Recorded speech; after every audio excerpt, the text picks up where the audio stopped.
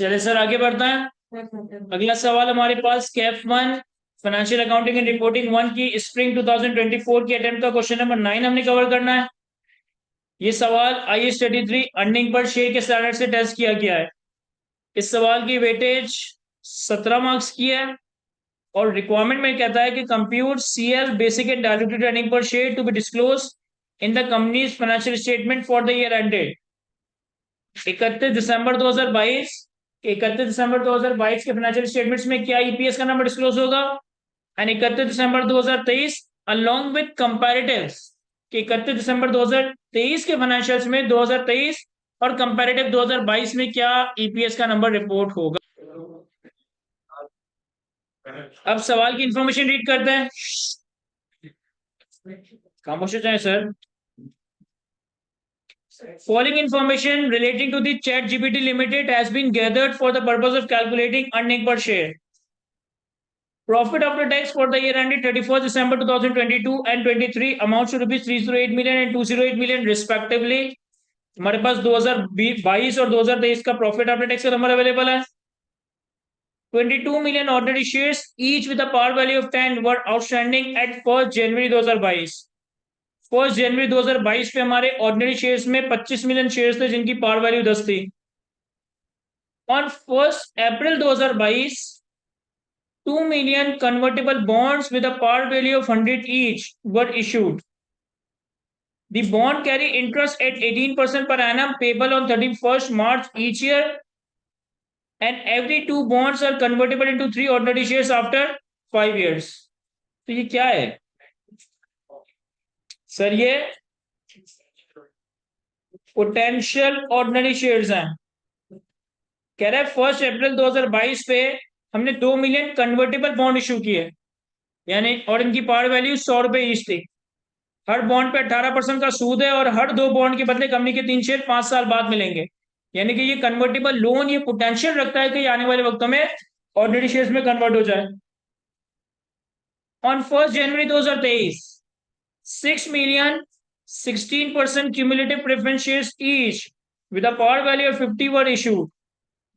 Every preference share is convertible into 2 ordinary shares after 2 years, after 4 years.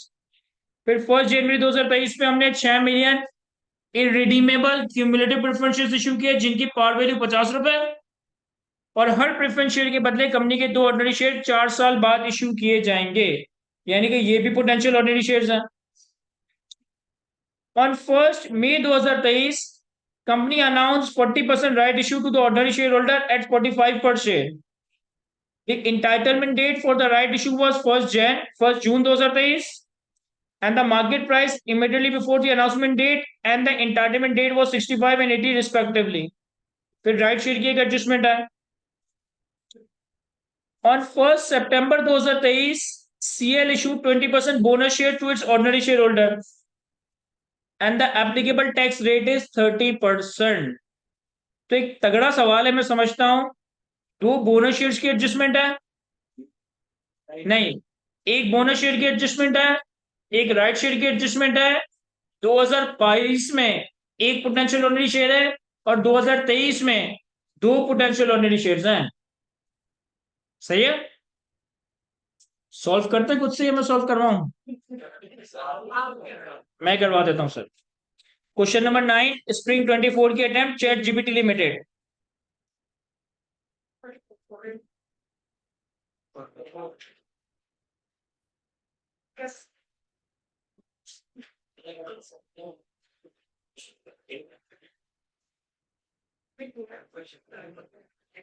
देखें, हम year by year चलेंगे। पहले हम 2022 की वर्किंग करते हैं और पहले हम 2022 की वर्किंग में weighted average number of ordinary shares calculate करते हैं। इन्होंने हमें बताया था कि 1 जनवरी 2022 पे 25 मिलियन शेयर्स हैं। तो 1 जनवरी 2022 at the start of the year there are 25 million number of ordinary shares। फिर 1 अप्रैल 2022 पे हमने कन्वर्टेबल बॉन्ड इश्यू किए, इसका ऑर्डिनरी शेयर से कोई ताल्लुक नहीं है। ये 1 जनवरी 23, ये 1 मई 2023, ये 1 सितंबर 2023, यानी कि 2023 की इंफॉर्मेशन है। इसका मतलब है कि 2022 का तो weighted average number of share simply 25 million ही होगा। ऐसा ही है।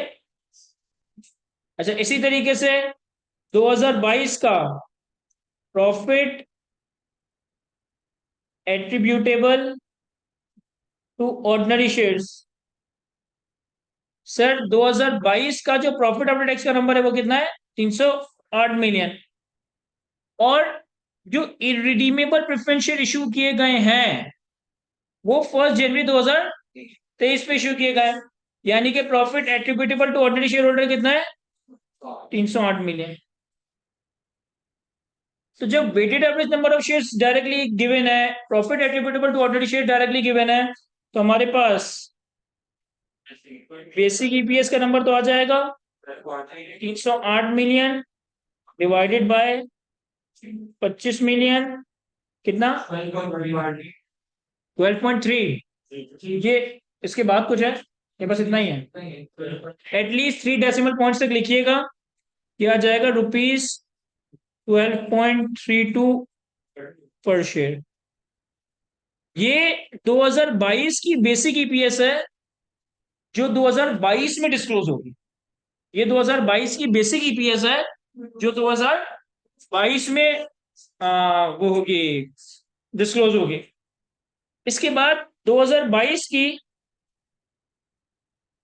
डायल्यूटेड ईपीएस कैलकुलेट करते हैं। मैं चाहूं तो लंबी चौड़ी वर्किंग करूं, मैं चाहूं तो शॉर्टकट तरीके से भी कर सकता हूं। किस तरीके से समझाता हूं? यहां देखो, 308 मिलियन का profit attributable to ordinary share holder है, 25 मिलियन का weighted average number of ordinary shares है। 2022 में एक पोटेंशियल ऑर्डिनरी शेयर था। कह रहे 2 मिलियन कन्वर्टेबल बॉन्ड।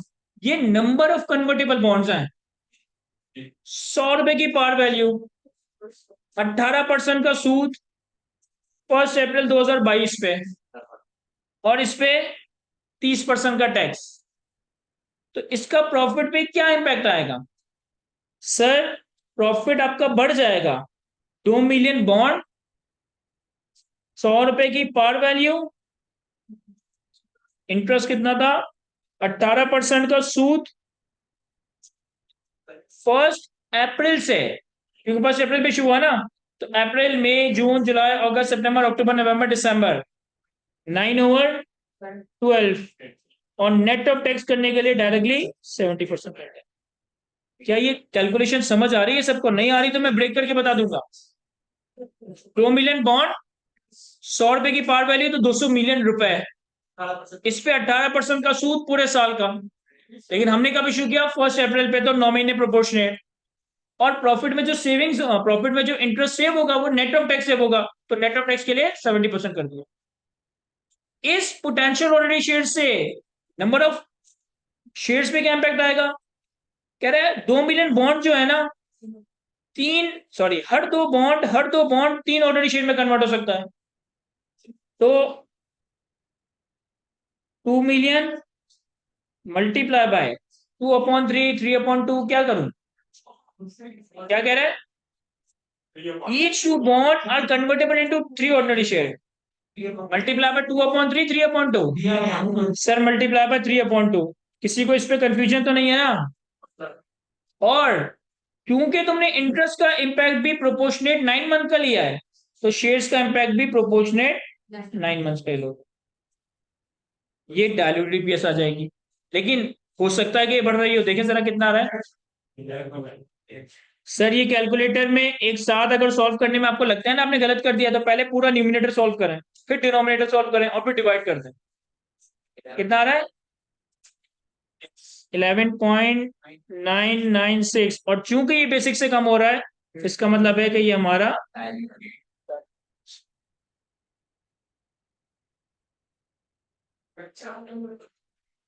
ये सवाल का भी एक पार्ट कंप्लीट हुआ है। ये सवाल का भी एक पार्ट कंप्लीट हुआ है जिसकी वेटेज कितनी है? 4 मार्क्स।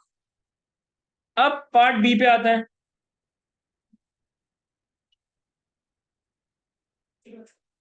ये पार्ट ए था, पार्ट बी। 2023 2023। अब 2023 में पहले हम कैलकुलेट करते हैं weighted average number of ordinary shares. देखो 2022 में पूरे साल कितने शेयर्स थे? 25 मिलियन। तो 25 million he waited average number of shares था। यानी कि 2023 में 1 जनवरी 2023 स्टार्ट ऑफ द ईयर पे कितने शेयर्स हैं? 25 मिलियन। ठीक है। फिर कहता है पॉइंट नंबर 5 में राइट शेयर इशू किए थे। पॉइंट नंबर 6 में बोनस शेयर इशू किए थे। On 1st May 2023, company announced 40% right issue to its ordinary shareholder at rupees 45 per share. The entitlement date for the right issue was 1st June. तो 1st जून 2023 पे right shares आएंगे और कितने? 40%। तो 25 million का 40% कितना? 10। तो नंबर ऑफ शेयर्स हो जाएंगे 35 मिलियन। फिर 1 सितंबर पे 20% बोनस से शुरू किए। तो 1 सितंबर 2023 पे बोनस इशू किया। और बोनस कितना इशू किया? 20%। तो 35 मिलियन का 20% 7। तो ये हो गया 42 मिलियन। अब 1 जनवरी से 1 जून तक 25 मिलियन शेयर्स थे। तो जनवरी, फरवरी, मार्च, अप्रैल, मई, जून को काउंट नहीं करूंगा क्योंकि 1 जून तक। तो इसका वेट होगा 5 मंथ्स का। 1 जनवरी 2023 से लेकर 1 जून 2023 तक। तो जनवरी, फरवरी, मार्च, अप्रैल, मई, जून काउंट नहीं करेंगे। फिर 1 जून से 1 सितंबर तक, 1 जून से 1 सितंबर तक। तो जून, जुलाई, अगस्त, सितंबर काउंट नहीं करेंगे। 3। और फिर 1 सितंबर से 31 दिसंबर तक। तो सितंबर, अक्टूबर, नवंबर, दिसंबर, 4/12। और मेक श्योर करने के लिए कि हमने नंबर ऑफ मंथ सही कैलकुलेट किए हैं, न्यूमिनेटर का टोटल देख लेना, ये 12 ही होगा। 5 और 3 8 और 4 12।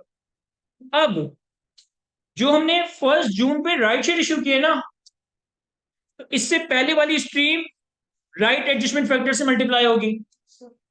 और 1 सितंबर पे जो हमने बोनस शेयर इशू किए ना, इससे पहले वाली दोनों स्ट्रीम्स बोनस एडजस्टमेंट फैक्टर से मल्टीप्लाई होगी।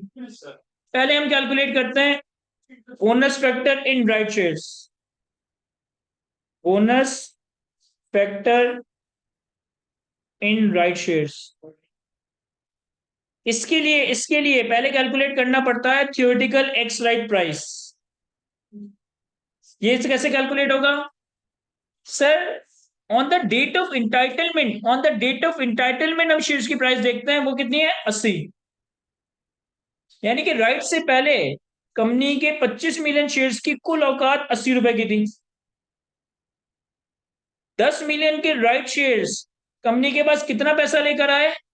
45 रुपए का राइट शेयर इशू किया था।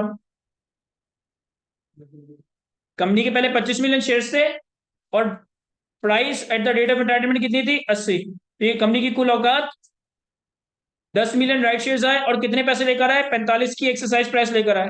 तो ये कंपनी की टोटल औकात आफ्टर राइट शेयर्स आ गई। Whole divided by 25 million shares already थे, 10 मिलियन के राइट शेयर्स इशू हुए। तो थियोरेटिकल एक्सरसाइज प्राइस कितनी आ गई? 70। क्या गया? 70। फैक्टर कैसे कैलकुलेट होगा? Sir, market price on the date of entitlement, on the last date before the exercise of right, that is 80, divided by theoretical exercise price 1 point। ये पूरा 1.14 है या सब आगे तक जा रहा है ना? तो फिर कोशिश करें इसे राउंड ऑफ ना करें, हम डायरेक्ट फैक्टर में ऊपर यही लिख देंगे। तो ये आ जाएगा 80.70। फिर इसके बाद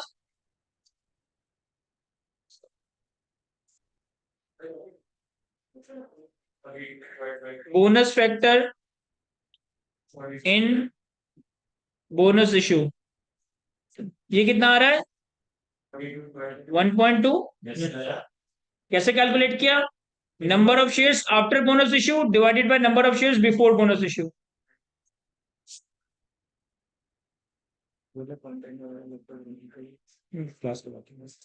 तो ये आ गया 1.2। अब बोनस से पहले वाली जो स्ट्रीम है वो बोनस फैक्टर से मल्टीप्लाई होगी, यानी कि 1 जनवरी वाली स्ट्रीम भी और 1 जून वाली स्ट्रीम भी। तो हमारे पास इन तीनों को मल्टीप्लाई करेंगे और फिर तीनों नंबर्स को एडअप करेंगे तो weighted average number of ordinary shares आ जाएगा।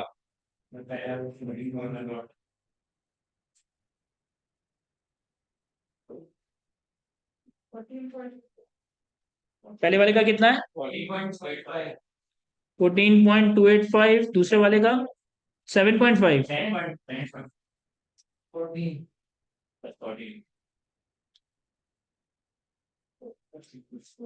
तो टोटल कितना हो गया? 38.785। ये हमने 2023 का, ये हमने 2023 का weighted average number of shares calculate किया है अभी। इसके बाद 2023 का profit attributable to ordinary shares, ये स्टार्ट होगा प्रॉफिट आफ्टर टैक्स के नंबर से। प्रॉफिट आफ्टर टैक्स हमें पॉइंट नंबर 1 में दिया था, 2023 का कितना है? 280। अब अगर सवाल में कोई इररिडीमेबल प्रेफरेंस शेयर्स है ना, उनका डिविडेंड यहां से माइनस नहीं हुआ हुआ, वो हमें खुद माइनस करना होगा। तो less dividend on irredeemable preference shares. Sir point number 4 में था कि 6 मिलियन प्रेफरेंस शेयर्स जिनकी वैल्यू 50 रुपए पार वैल्यू, इस पे 16% डिविडेंड साल के पहले दिन। तो 6 मिलियन प्रेफरेंस शेयर्स जिनकी वैल्यू 50 रुपए और 16% डिविडेंड, और नेट ऑफ टैक्स करने के लिए 70% से मल्टीप्लाई नहीं करेंगे क्योंकि इररिडीमेबल प्रेफरेंस शेयर के dividend pay interest saving, tax saving नहीं होती। तो ये कितना? 48। ये 48 आपने माइनस किया तो ये आ गया 232 profit attributable to ordinary share holder. Sir weighted average number of shares आ गया, profit attributable to ordinary share holder आ गया। यहां पे आपके पास बेसिक ईपीएस कैलकुलेट हो जाएगी, 232 डिवाइडेड बाय 38.785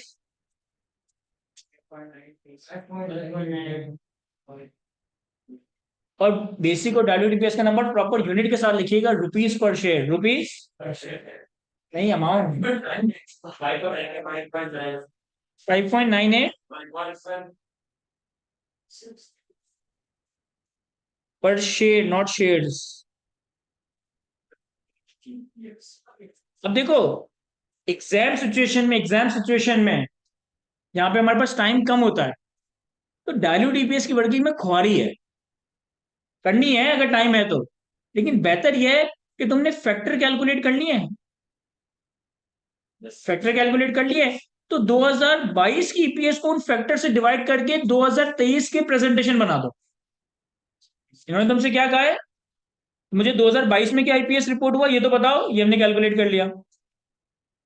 और 2023 में क्या ईपीएस रिपोर्ट हुआ, 2023 का भी और कंपैरेटिव का भी। तो 2023 में 2022 का जो कंपैरेटिव होगा उसके लिए आपको बहुत ज्यादा कैलकुलेशन थोड़ी करनी है। बेसिक ईपीएस के नंबर को इन फैक्ट कहां गए, इन फैक्टर से सिंपली डिवाइड कर देना है। डायल्यूट ईपीएस के नंबर को इन फैक्टर से सिंपली डिवाइड कर देना, तो ये जल्दी हो जाएगा काम, तुम्हारे अच्छे खासे मार्क्स निकल आएंगे। फिर डायल्यूट ईपीएस करते रहेंगे।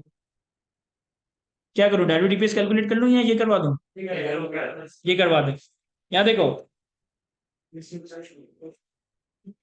क्या आपने ये बेसिक ईपीएस कैलकुलेट किया, ये बेसिक ईपीएस कैलकुलेट किया 2023 का। अब कंपैरेटिव इन 2023 फाइनेंशियल स्टेटमेंट्स, 2023 के फाइनेंशियल स्टेटमेंट्स में कंपैरेटिव क्या आएगा? सर 2022 का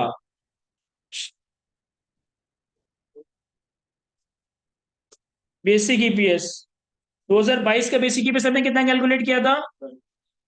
12.32। इस 12.32 के नंबर को डिवाइड कर दो 80/70 से, बट जो भी नंबर है उसे भी डिवाइड कर देना 1.2 से। अच्छा, एक और चीज, ये 12.32 को 80/70 से डिवाइड कैसे करेंगे? अगर तुम कैलकुलेटर में कर रहे हो ना तो उसको यूं करना, 12.32 divided by bracket 80, sorry, 12.32 divided by bracket 80 divided by 70। और अगर तुम्हारे पास साइंटिफिक कैलकुलेटर नहीं है तो फिर डिवाइड में 80/70 का मतलब है कि 12.32 multiply by 70/80।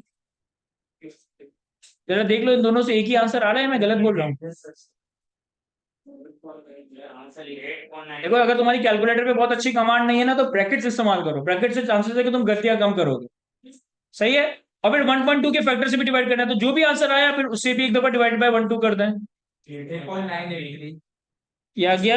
8.983 rupees per share. समझ आ रहा है ना सबको? करने जरा। उसका मतलब है कि आपको सही, कैलकुलेटर आपका सही है, मतलब आपको कैलकुलेटर यूज करना आता है। इसके बाद 2022 का, इसके बाद 2022 का डायल्यूटेड ईपीएस वो कितना था? वो था 11.996, 11.996 डिवाइडेड बाय 80/70 डिवाइडेड बाय 1.2, 8.747 पर शेयर।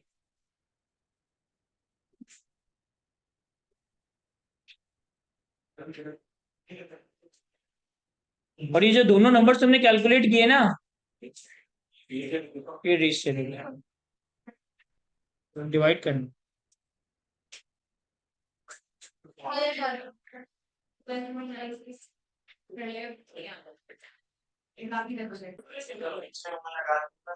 यहाँ देखो, यहाँ देखो, मैं ना इसकी कैलकुलेशन बता रहा हूँ क्योंकि कैलकुलेटर में कुछ लोगों के पास ये सॉल्व करके ये नहीं आ रहा।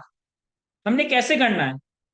हमने 12.32 डिवाइडेड बाय ब्रैकेट 80/70 करना है, सॉरी, ब्रैकेट 80 डिवाइडेड बाय 70 करना है, तुम्हारे पास एक आंसर निकल आएगा।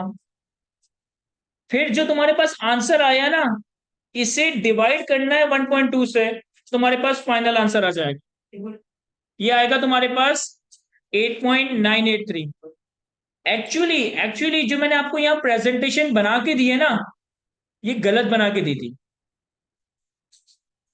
एक्चुअली अगर दो नंबर आपस एक्चुअली अगर दो नंबर एक चीज से डिवाइड हो रहे हैं ना, तो वो डिनोमिनेटर में, तो वो डिनोमिनेटर में मल्टीप्लाई हो रहे हैं।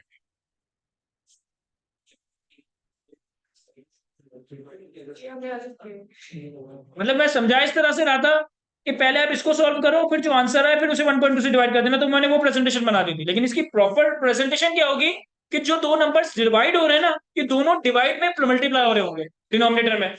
या तो फिर हम यूं कर लें कि 12.32 divided by 80 divided by 70 multiply by 1.2, तो भी डायरेक्ट फाइनल आंसर आ जाएगा 8.983। जरा इसको सॉल्व करो। क्या ये दोनों बातें समझ आ रही है हमें? पक्की बात है? यहाँ देखिए सर, अभी सवाल पूरा नहीं हुआ, अभी हमें 2023 का डायल्यूटेड ईपीएस भी कैलकुलेट करना है। अब आते हैं हम 2023 के डायल्यूटेड ईपीएस पे। अब 2023 में ना आपके पास दो पोटेंशियल ऑर्डिनरी शेयर्स हैं, आपके पास दो पोटेंशियल ऑर्डिनरी शेयर्स हैं। एक वो जो हमने 2022 में कन्वर्टेबल बॉन्ड इशू किए थे, और एक वो जो हमने 2023 में क्यूमुलेटिव प्रेफरेंस शेयर्स इशू किए। तो इसका मतलब है कि अब हमारे पास दो पोटेंशियल ऑर्डिनरी शेयर्स है, तो हमें ऑर्डर ऑफ डायल्यूशन निकालना पड़ेगा। ऑर्डर ऑफ डायल्यूशन के लिए या तो प्रॉपर फॉर्मेट बनाए, और अगर आपकी ग्रिप बहुत अच्छी है का फॉर्मेट बनाए बगैर भी निकाल सकते हैं। क्या फॉर्मेट बनाओ, ये डायरेक्ट मुनासिब कर दो। यहाँ देखो सर, पहले हमारे पास कन्वर्टेबल बॉन्ड है, इसका अर्निंग्स पे कितना इंपैक्ट होगा? 2 मिलियन बॉन्ड, 100 रुपए की पार वैल्यू, 18% सूद, 30% टैक्स, और 1 अप्रैल को इश्यू हुआ। तो 2 million multiply by 100 multiply by 18% multiply by 9/12 multiply by 70%, ऐसे ही होगा? ऐसे नहीं होगा। 9/12 क्यों? हम तो 2023 का कैलकुलेट कर रहे हैं ना, तो 2023 में तो वो पूरे साल आउटस्टैंडिंग था। तो ये छोटी छोटी एरर्स नहीं करनी। और शेयर्स पे कितना इंपैक्ट आएगा? 2 मिलियन शेयर्स है, सॉरी 2 मिलियन बॉन्ड है, और हर 2 बॉन्ड के बदले 3 शेयर मिले, हर 3 शेयर के बदले 2 बॉन्ड, हर 3 बॉन्ड के बदले 2 शेयर मिलेंगे, ऐसा ही है। तो ये कितना आ रहा है इंक्रीमेंटल ईपीएस? ये इंक्रीमेंटल ईपीएस आ जाएगा। फॉर्मेट में तुम यही काम करते हो, फॉर्मेट में तुम एक कॉलम में ये वर्किंग करते हो, एक कॉलम में ये वर्किंग करते हो, फिर डिवाइड करके इंक्रीमेंटल ईपीएस ही कैलकुलेट करते हो। ये आ गया 8.4।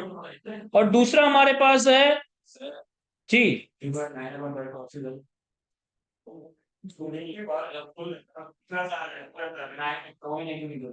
सर 9 मंथ्स वाला फैक्टर 9 मंथ्स का प्रोपोर्शनेट क्यों नहीं किया? हम 2023 की ईपीएस कैलकुलेट कर रहे हैं। ये बॉन्ड हमने 1 अप्रैल 2022 को इश्यू किए थे, तो 2022 की वर्किंग में 2022 की वर्किंग में हमने 9 मंथ्स प्रोपोर्शनेट किया था, लेकिन 2023 में तो वो पहले साल से लोन चल रहा है ना, तो पूरे 12 महीनों का इम्पैक्ट है। सर दूसरा कन्वर्टेबल प्रेफरेंस शेयर था। कन्वर्टेबल प्रेफरेंस शेयर का इम्पैक्ट आपने ऑलरेडी बेसिक की वर्किंग में लिया है। सर बेसिक की वर्किंग में हमने प्रॉफिट में कितना डिविडेंड लेस किया था? 48। तो 48 का ये सेव होगा नहीं? सर हमें कैलकुलेशन बताएं, यहाँ देखो कैलकुलेशन बताता हूँ। 6 मिलियन 50 रुपए 16% डिविडेंड, 6 मिलियन 50 रुपए 16% डिविडेंड, ये 48 आएगा। शेयर्स पे कितना इंपैक्ट आएगा? Every preference share is convertible into 2 ordinary share, तो 6 मल्टीप्लाई बाय 2 कर दूं? सर इसे नंबर ऑफ मंथ से प्रोपोर्शनेट नहीं करेंगे, ये तो इशू ही 2023 में हुआ। करते करते, लेकिन ये साल के पहले दिन 1 जनवरी 23 पे इशू होगा। अगर वो कहता है ना 1 अप्रैल पे, 1 मई पे, 1 जुलाई पे, तो फिर हम इसे भी नंबर ऑफ मंथ से प्रोपोर्शनेट एडजस्ट करते हैं। ये कितना आ गया? 4। अब जब हम ऑर्डर देखते हैं, तो इसका ऑर्डर आएगा नंबर 1, इसका ऑर्डर आएगा नंबर 2। अब डायल्यूट ईपीएस की कैलकुलेशन,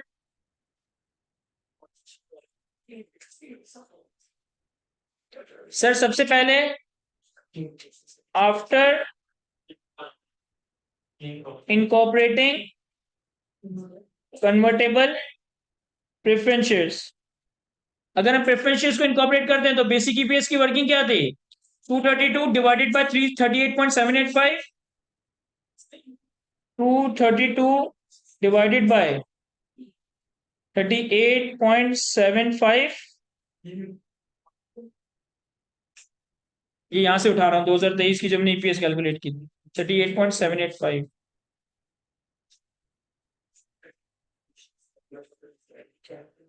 सर न्यूमिनेटर में 48 ऐड कर देंगे, डिनोमिनेटर में 12 ऐड कर देंगे। ये 48 और 12 कहां से आ रहा है? ये 48 ये वाला फ्रैक्शन है, और 12 ये। कितना हो गया ये? 5.513। सर ये समझ आ रहा है? सब अपनी बातें कर रहे हैं, मैं क्यों हूं यहाँ पे? क्या आ रहा है समझ सबको? अब इसको कंपेयर किया बेसिक ईपीएस से। 2023 की बेसिक ईपीएस कितनी थी? 5.981। 2023 की बेसिक ईपीएस कितनी थी? 5.981। ये कितना आ रहा है? 5.513। कम आ रही है। ये हमारा डायल्यूटेड ईपीएस है। क्यों सर इसको इनकॉर्पोरेट नहीं किया आपने? सर ये तेजी चाहिए मुझे आपसे, इसकी इंक्रीमेंटल ईपीएस ही इससे ज्यादा आ रही है, तो मैं वैसे ही कंक्लूड कर दूं कि यार इसको इनकॉर्पोरेट करूंगा ना तो ईपीएस बढ़ेगी। नहीं सर हमें भरोसा नहीं अपने आप पे। After incorporating convertible preference shares and convertible bond. अगर हम दोनों को इनकॉर्पोरेट करें तो क्या उखाड़ लेंगे सर?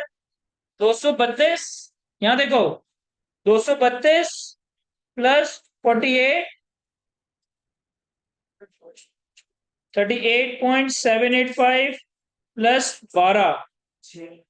मुझे ये दोनों कैलकुलेटर में सॉल्व करके बताते हैं, इसको सॉल्व करें तो कितना बन रहा है? 2 मल्टीप्लाई बाय 100 मल्टीप्लाई 18% मल्टीप्लाई 70%। ये करो ना सॉल्व। 25.2, तो प्लस में 25.2 आ जाएगा और डिनोमिनेटर में आ जाएगा ये 2/2 मल्टीप्लाई बाय 3/2।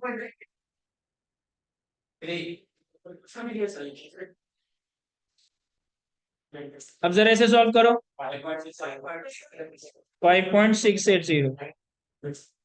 अब देखो मैंने कैलकुलेट करके देख लिया, लेकिन एक तेज बच्चा कैलकुलेट ही क्यों करे? वो यहीं पे कंक्लूड करते कि ये मेरा फाइनल आंसर है। क्यों? क्योंकि ये जो बॉन्ड की इंक्रीमेंटल ईपीएस है ना, ये इससे ज्यादा आ रही है। अगर ये 5.5 है, ये 5.6 भी होता ना, तो भी इसका मतलब है कि जब मैं इसे इनकॉर्पोरेट करूंगा तो वो इसे एंटी डाइल्यूट ही कर रहा होगा। तो ये मेरा डाइल्यूट इक्वेशन। क्या ये सारी बातें अच्छे से समझ आ रही है हमें? कॉपी करने से तो फिर हम आगे बढ़ेंगे।